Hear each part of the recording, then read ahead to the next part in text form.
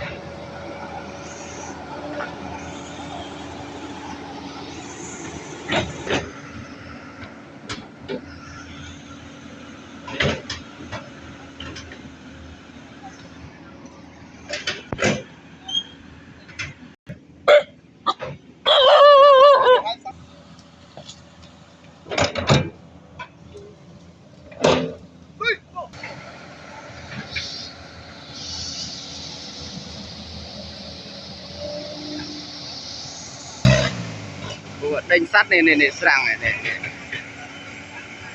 bê cho mình yeah.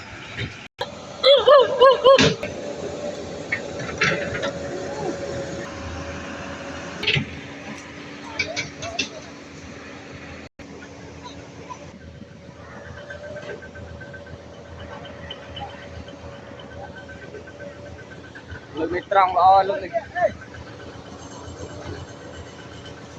trong lưng rồi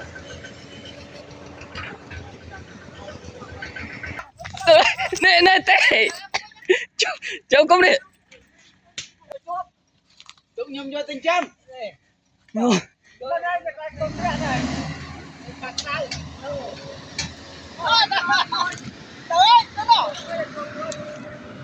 chắp ăn sạch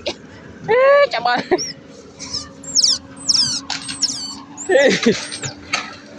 cô đường hai anh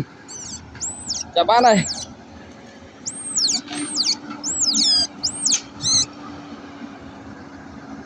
còn tút mùi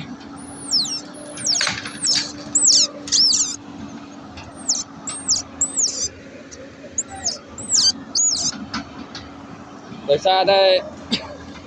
mấy vì nôm nơi à lấy bốc cho mà lấy cái thớp rồi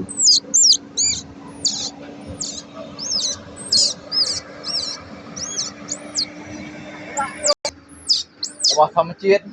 bạn mà mua đi vào đây câu vì rồi ông còn chăm ở đây cho luộc krong về tí tử chú chặt chạy tùm à sẵn đi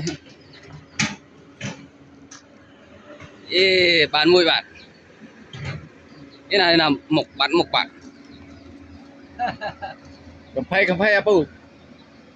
từ đây dây sơ cầm nát dương